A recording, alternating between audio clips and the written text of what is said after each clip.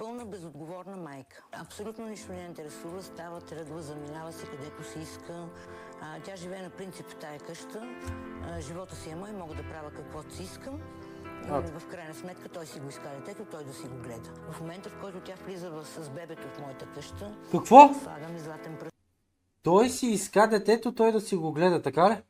Си го гледа. В момента, в който каквото си искам, и в крайна сметка той си го иска детето, той да си го гледа. Той си го иска детето, той да си го гледа. Много добро. В момента, в който тя влиза Добра майка, между другото. къща, слагам и златен пръстен на ръката и на детето подарявам надежда, вяра и любов, златно си джирче. На другия ден бяха продадени веднага и обърнати в пари.